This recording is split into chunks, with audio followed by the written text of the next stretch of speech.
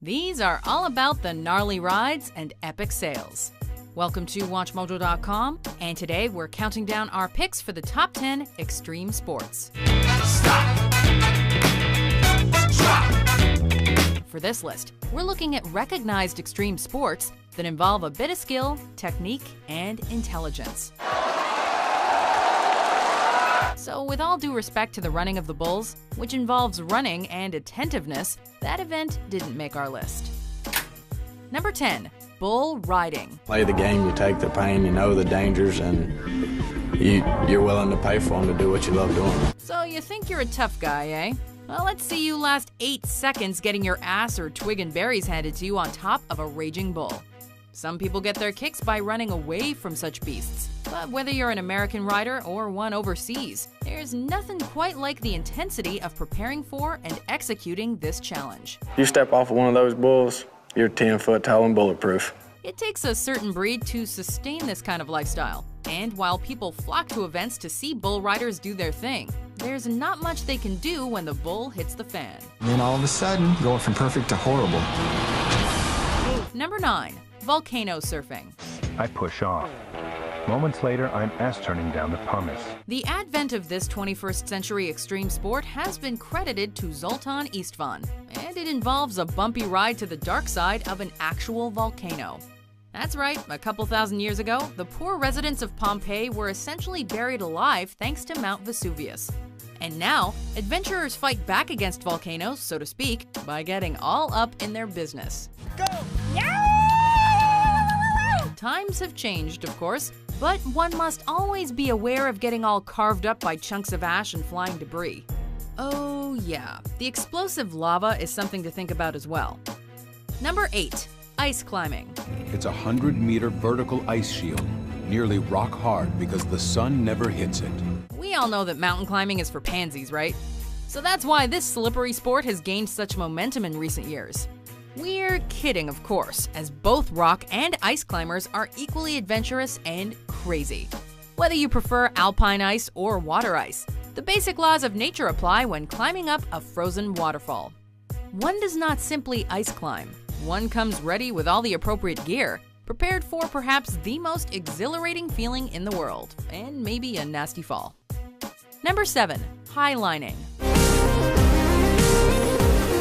Some of you may already highline on a daily basis, but probably not quite like this.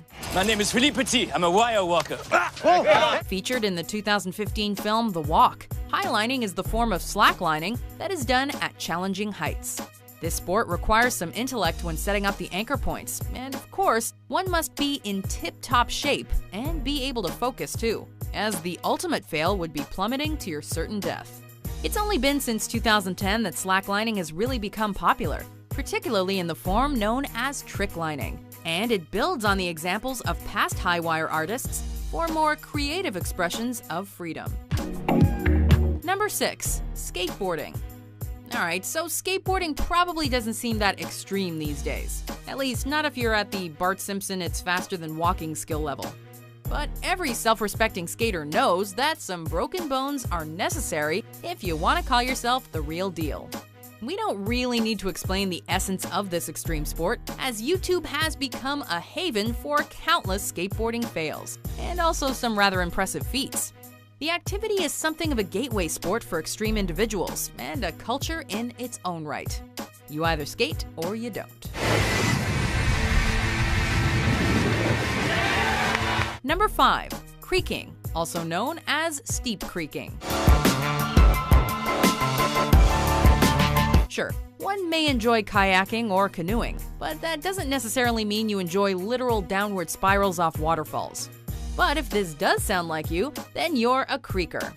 Congrats on having a name. What do you need besides a kayak and a death wish? Well, a first aid kit might come in handy, and you'll certainly need a throw bag and face mask. Those living in the Appalachians have come to know creeking all too well, and there's nothing like experiencing a first descent, whether it's your own or with somebody else. Beware of chicken heads and sieves, and always creak with confidence. Number 4. Ice cross downhill, also known as downhill ice cross. I'm high in my life right now. There's nothing like it. The average person typically struggles when trying to lace up a pair of ice skates, and even more so with the actual act of skating. But if you grew up playing hockey and know how to maintain a certain balance, then you'll find some value with ice cross downhill. Holy moly! Hey! Do you think they can go any faster than me? Here's what happens. Skaters shoot down a walled track and try not to break their asses. It's just like downhill skiing, except with sharp skates and hard ice.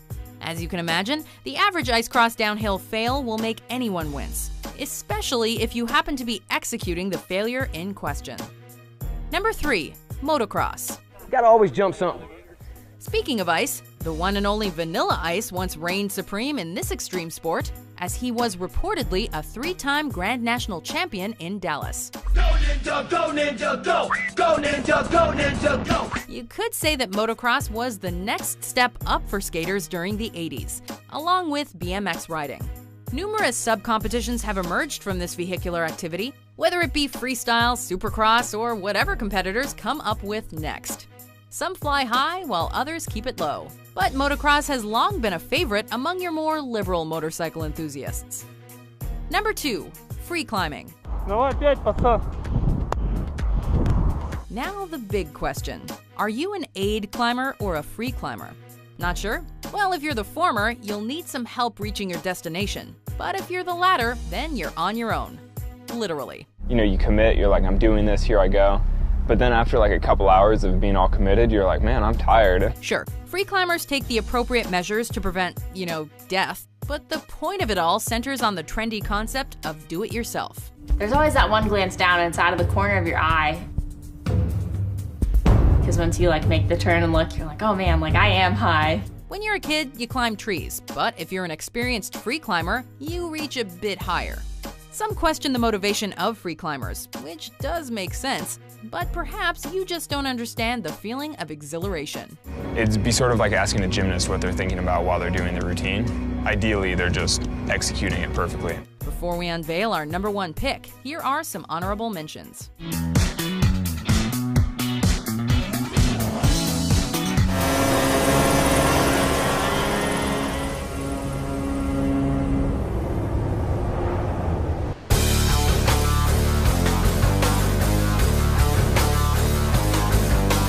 It feels good to be out here, to be back on the trail, making miles.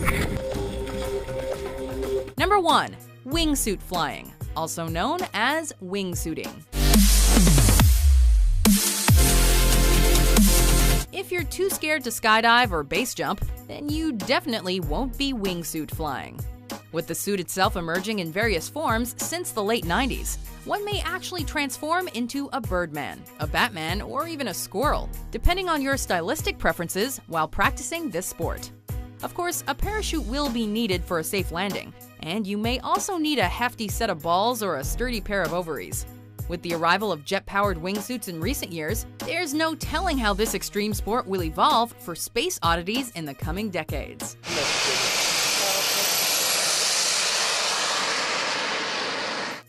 Do you agree with our list? What's your favorite extreme sport? You just have to hang on and, figure it out and fight. For more mind-blowing top 10s published every day, be sure to subscribe to WatchMojo.com. It might not be the toughest route in the world, but given that most people would be happy just to make it up a flight of stairs dressed like this, it's a pretty good effort.